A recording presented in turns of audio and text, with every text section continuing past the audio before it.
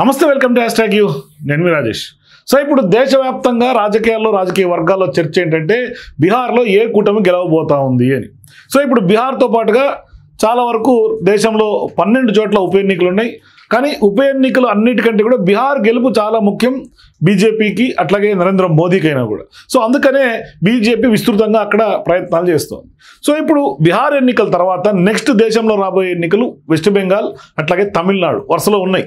కానీ ఇప్పుడు తమిళనాడులో ఎట్లాగూ బీజేపీ పెద్దగా సౌత్లో లేదు కాబట్టి కొంత గెలుపు అవకాశాలు, అక్కడ ప్రభుత్వం ఏర్పాటు చేసే అవకాశాలు చాలా తక్కువ. అక్కడ ఎటువంటి రాజకీయ పరిణామాలు ఉన్నాయి అంశాలు కొంత పక్కన పెడితే ఇప్పుడు ప్రధానంగా వెస్ట్ బెంగాల్లో కొంత బీజేపీ ఫోకస్ చేస్తున్నట్టు కనిపిస్తోంది. అంటే వెస్ట్ బెంగాల్లో ఖచ్చితంగా మమతా బెనర్జీకి షాక్ ఇచ్చేలాగా అక్కడ అధికారాన్ని చేజిక్కించుకోవాలనే లక్ష్యంతో అడుగులు వేస్తున్నట్టుగా మనకు కొంత రాజకీయ వర్గాల్లో జరుగుతున్నటువంటి చర్చ. కానీ ఒక రకంగా చెప్పాలంటే నిజంగా కూడా బీజేపీ అగ్రనాయకులుగా ఉన్నటువంటి నరేంద్ర మోదీ కానీ అమిత్ షా కానీ కొంత వెస్ట్ బెంగాల్ మీద దృష్టి అయితే పెడుతున్నారు. అక్కడ కొంత కీలకంగా గత కొంతకాలంగా రాజకీయాల్లో కొంత చేంజెస్ తీసుకొచ్చేందుకు, మరోవైపు చాలా వరకు కూడా అక్కడ పాగా వేసేందుకు ప్రయత్నం అయితే జరుగుతోంది బీజేపీ పార్టీ తరఫున. అయితే ఇప్పుడు అక్కడ ఉన్నటువంటి వ్యవహారాల్లో మమతా బెనర్జీ నీరుగార్చేయాలి, అట్లాగే అక్కడ ఉన్నటువంటి టీఎంసీ పార్టీని స్పష్టంగా కొంత అనగదొక్కే ప్రయత్నం కూడా జరుగుతోంది గత కొంతకాలంగా. అంటే ఏ చిన్న అంశం వచ్చినా కూడా దాన్ని కొంత బీజేపీ పెద్ద ఎత్తున దేశవ్యాప్తంగా ప్రచారం చేయడం, మమతా బెనర్జీకి నెగిటివ్గా కొంత ఫోకస్ చేయడం, ఇదంతా కూడా జరుగుతోంది కొద్ది కాలంగా. అక్కడ కూడా కొన్ని రైడ్స్ ఇట్లా డిఫరెంట్ బీజేపీ నయానో భయానో ఆ రాష్ట్రాన్ని వాళ్ళ ఖాతాలో వేసుకునే ప్రయత్నం చేస్తున్నారు. కానీ ఇప్పుడు ప్రధానంగా ఇప్పుడు వెస్ట్ బెంగాల్లో బీజేపీ స్కెచ్ ఏంటి అని కనుక ఒకసారి చూస్తే, బీజేపీ పార్టీ అక్కడ వలస వచ్చినటువంటి ముస్లింలను భారత్లోకి తొలగించాలనే లక్ష్యంతో ముందుకు వెళ్తుంది వాస్తవానికి. కానీ కాంగ్రెస్ పార్టీ మాత్రం అందరూ సమానమే, హిందూ ముస్లిం బాయ్ అనే నినాదంతో వాళ్ళు సెక్యులరిజం తోటి వాళ్ళు ముందుకు వెళ్తూ ఉన్నారు. అలాంటి ఈ తరుణంలో బెంగాల్లో కొంత దీనికి వ్యతిరేకంగా రాజకీయం అక్కడ నడుస్తుందని స్పష్టంగా చెప్పవచ్చు. అంటే బంగ్లాదేశ్ నుంచి వచ్చినటువంటి చాలామంది ముస్లిం కుటుంబాలకు అక్కడి ముస్లింలు ఆశ్రయం ఇచ్చి దేశంలో కలిపేసుకుంటున్నారనేది వాదన. సో బంగ్లాదేశ్ నుంచి వచ్చినటువంటి వారికి వీరి అమ్మాయిలను లేదంటే కనుక అక్కడ అమ్మాయిలని ఇక్కడ అబ్బాయిలకు చేసుకొని వారి వ్యాపారాల్లో భాగస్వాములు చేసుకొని బంధుత్వం కలుపుకుంటూ ఉన్నారు. అలా వారికి ఇక్కడ ఉన్నటువంటి ఐడెంటిటీ అట్లాగే ఆధార్ కార్డు ఇతర డాక్యుమెంట్స్ కూడా సృష్టించి ఇక్కడే సెటిల్ చేస్తూ ఉన్నారు. మరోవైపు దీనికి బెంగాల్ నాయకురాలు సీఎంగా ఉన్నటువంటి మమతా బెనర్జీ కూడా ఒకంత సపోర్ట్ చేస్తూ వస్తుంది గత కొంతకాలంగా. ఆమె దీన్ని సపోర్ట్ చేయడానికి కూడా ఆమె వ్యూహం ఉంది.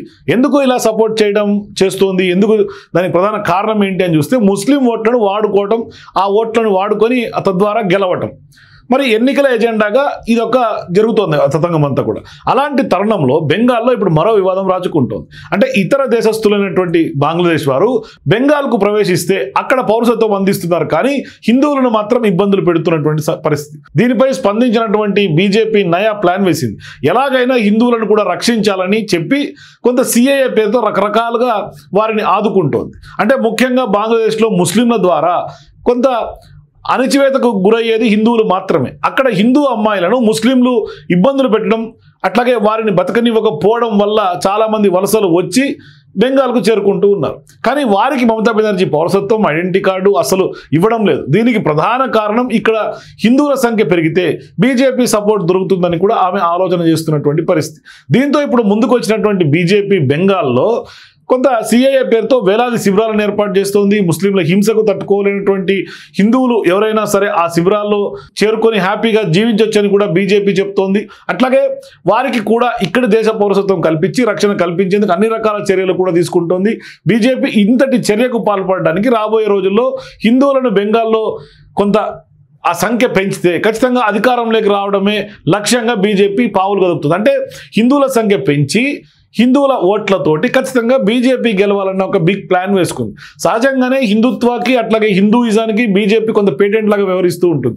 అంటే హిందూ ఓట్ బ్యాంక్ తోటి బీజేపీ వరుసగా గెలుస్తూ వస్తుంది. మరోవైపు డివైడ్ అండ్ రూల్ పాలసీ లాగా కొంత అంటే ఎమోషన్స్, కొంత హిందూ ఎమోషన్స్ని హిందువులు కొంత అంటే ముస్లింల పట్ల ద్వేషం నింపి హిందువులే ఖచ్చితంగా ఓట్ బ్యాంక్ లాగా బీజేపీ ట్రీట్ చేస్తుంది. ఆ బలమైనటువంటి ఓట్ బ్యాంక్ తోటి ఇప్పటిదాకా బలంగా బీజేపీ గెలుస్తూ వస్తుంది. పదే అవే విమర్శలు చేస్తుంటారు. ఈవెన్ ఇప్పుడు తాజాగా హైదరాబాద్లో జరుగుతున్నటువంటి జూబ్లీ హిల్స్ ఉప ఎన్నికలో కూడా ఎంఐఎం కాంగ్రెస్కి మద్దతు ఇస్తే ప్రధానంగా బీజేపీ ఎంఐఎం టార్గెట్ చేసే విమర్శలు చేస్తుంది. కానీ ఇక్కడ కనీసం ఇక్కడ ఉన్నటువంటి ప్రభుత్వాన్ని విమర్శించట్లేదు, అట్లాగే ఇక్కడ ఉన్నటువంటి బీఆర్ఎస్ పార్టీని కూడా విమర్శించట్లేదు. అక్కడ ఎగ్జిస్టింగ్ ఎమ్మెల్యే బీఆర్ఎస్ కాబట్టి. కానీ ప్రధానంగా ఎంఐఎం ముస్లింలనే టార్గెట్ చేసి హిందూ ఓట్ బ్యాంకులన్నింటినీ కూడా కన్సాలిడేట్ చేసే ప్రయత్నం బీజేపీ చేస్తుంది. ఇదే బీజేపీ భారీ వ్యూహం. అందుకని ఇప్పుడు అక్కడ హిందువుల సంఖ్య బెంగాల్లో పెంచాలన్న లక్ష్యంతో ఇప్పుడు పెద్ద ఎత్తున క్యాంపులు జరగటం, అట్లాగే వాళ్ళకు కూడా కొంత ఇటువంటి వ్యవహారాలన్నీ కూడా ప్రొవైడ్ చేయటం. అంటే కొంత ఆమె ముస్లింలను నమ్ముకుంటే బీజేపీ హిందువులను నమ్ముకుంటుంది. రెండు బలమైనటువంటి ఓట్ బ్యాంకులే.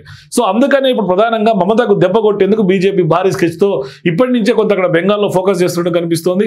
మరి అక్కడ ప్రధానంగా మైగ్రెంట్స్ మీద పెద్ద ఎత్తున వెస్ట్ బెంగాల్లో చర్చ జరుగుతోంది, రాజకీయం నడుస్తుంది. మరి ఆ యొక్క మైగ్రెంట్స్ని ఏ విధంగా చెక్ పెడుతుంది ప్రభుత్వం అనేది మాత్రం వెయిట్ చేసి చూడాలి. మొత్తం మీద రాబోయే భవిష్యత్తులో జరిగే ఎన్నికలను కూడా ఇప్పటి నుంచే కొంత గేమ్ ప్లాన్ రెడీ చేస్తున్నట్టు కనిపిస్తుంది. రాజకీయ వ్యూహాలకు బెంగాల్ వేదిక కాబోతోంది. సో మీరు కూడా బెంగాల్లో ఏ పార్టీ ఇప్పటి నుంచే ఫోకస్ చేస్తే బీజేపీ కొంత అప్పుడు గెలిచే అవకాశాలు ఉంటాయా, లేకుంటే మళ్ళీ మమతా బెనర్జీని అక్కడ కొంత ఆధిపత్యం చెలాయించే అవకాశం ఉంటుందా? మీ అభిప్రాయాల కింద నాకు కామెంట్స్ తెలియజేయండి. For more videos please watch #.